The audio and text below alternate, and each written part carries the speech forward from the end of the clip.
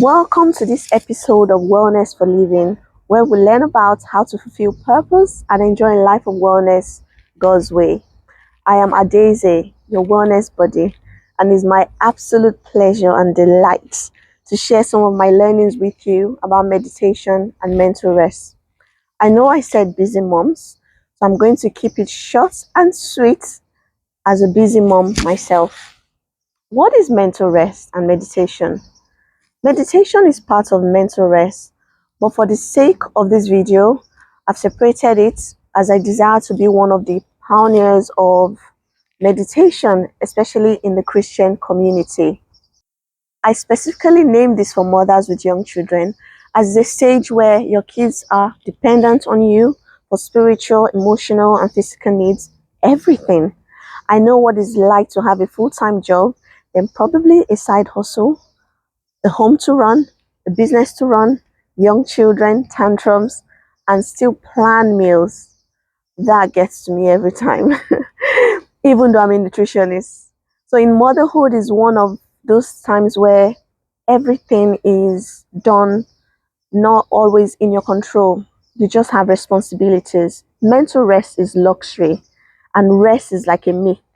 You don't get to switch off during your periods because you feel like having a laid back day when your little adorable humans needing you to be emotionally and physically available show up needing attention. So when I tell you to rest mentally and consider it, as a mom myself, I know what I'm talking about. It's hard, but it's possible. What is mental rest? Is the act of resting your soul, which includes your mind, your will, your intellect. Basically, the components of you that directly impacts your mental health. Meditation is a type of mental rest. The Bible talks about the importance of meditating, which is to ponder, to think deeply, to mutter on good things and on God. We have a mental health epidemic in the UK today and across the world. Young people, mothers, are secretly and openly on antidepressants, battling anxiety. The economy demands so much from you, relationships, expectations, work expectations, and deadlines, and all kinds of things.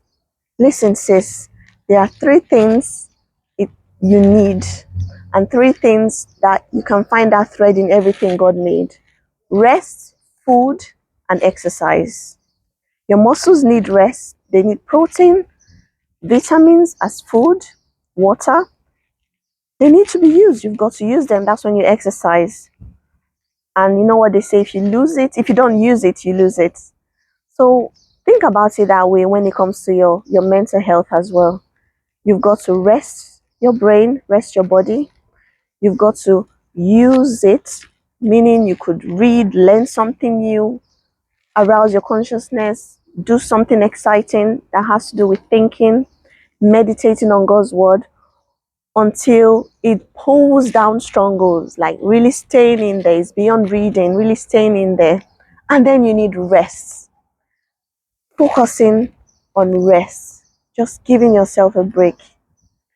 No day probably passes without you listening to a podcast, which is what you do, like that keeps your mind active. But I can assure you that many mothers out there would go many days without mentally resting, unless when they're sleeping. That's topic for another day. So, how can a mom rest mentally? Number one tip: normalize rest. Let your kids know that super mom needs super rest. Even God rested.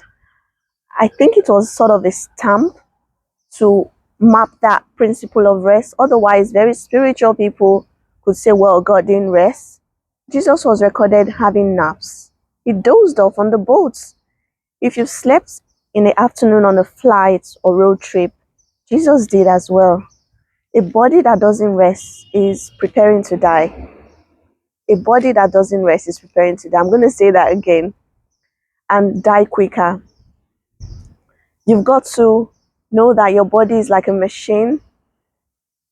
It has supernatural powers, but it needs rest to function. Your digestive system rests when you fast, for example. When you rest mentally, you give your neurons, your brain, your soul time to rest, time to refresh, rejuvenate. A mother needs rest. It's not okay not to rest. It's not a godly attribute. It's not a beautiful culture. Your lack of rest may be the reason you've been struggling to lose weight. Let rest be a culture in your home. And number two, schedule rest. Mothers, you do well to plan nap times of your kids. I remember when I used to go on walks when my kids were really little, and just so that they could have good naps. I made that sacrifice for them to rest. But how much of the rest days did I have? I didn't really think about it then. But now I know better. Give yourself days off if you work for yourself and you can afford to do that. If not, give yourself some hours off. But it's beyond getting your nails done and hanging out with friends. That's what we automatically think of when we think rest. It can be allocating 30 minutes to an hour to say, this is my time to rest my mind. This one is for my mind, my soul. You can start, with meditation. You can start with silence. You can start with just pondering on good things. But you've got to remember that being a super mom means you need super rest. And when you're staying there in your scheduled time, as British would say, you notice when distractions come and you don't let it get to you. You either write it down, or you can set an alarm and say, okay, the next 10 minutes I'm going to focus, the next 15 minutes I'm just going to rest mentally. I'm going to take out time to be silent. When you schedule it and you set alarms, even your kids can see your alarm. They could be like, oh, mom, it's your rest alarm. You haven't normalized it. You haven't scheduled it. You haven't made it a culture in your home. And probably that's why they're not encouraging you to or being a part of it. Meditation, for example, is another thing you could do. You could meditate on a Bible verse, and that causes a swap in mindsets, pulls down the strongholds. The Bible verse versus what's in your mind. That could bring a lot of healing and rest for you. So even though you're meditating, you're thinking about something, you're focusing on something, is distracting you from that thing that would otherwise not make you rest. And that's why it will count as a form of mental rest, because you're resting in God. And that brings me to my final and favorite point, which is silence. There is this stereotype that women talk a lot, more than men do. They're talkers. But I tell you, no matter how quiet or introverted you are, as a mother, you will talk. Your kids will make you talk. Either because you're settling a tantrum or settling an argument, or you're giving instructions, all that stuff. But apart from that, there's also the noise of life, right? Right now, I can hear the birds. It's not so noisy, but it's fine. The wind, that's good noise. But I was in London Underground the other day and it was so noisy. I felt like jumping out of the train. You might be an introverted person, a quiet person, but you're making a lot of noise in your mind. And so, if we could say, a quiet person is equivalent, or just is that person who automatically does not get anxious, then we would be lying, because lots of quiet people have anxieties. So let's think about Psalm 4:4. It says, be silent, be still. Let this be your gift to yourself today. Before you sleep tonight, it says, be still in your bed. Instead of scrolling through Instagram, chatting about sweet nothings, maybe a loved one or a friend, catching up on social media gossip, joining a prayer group. Yes, that's spiritual, but you can take a break today and say, I want to rest mentally. Let me just give myself that mental rest, because that's what God expects from me, and that's it, His will for my life. It's good for me to just take a deep breath and rest my mind, so that I could be a better mother, I could be a better human, I could get more insight. There's so many benefits. I won't talk about everything today, but I'm just going to quickly summarize. Supermom needs super rest. Normalize rest. Make it a culture in your home. Schedule rest. Don't leave it to chance. Be intentional about it. Put it in your calendar. Let your husbands or partners know.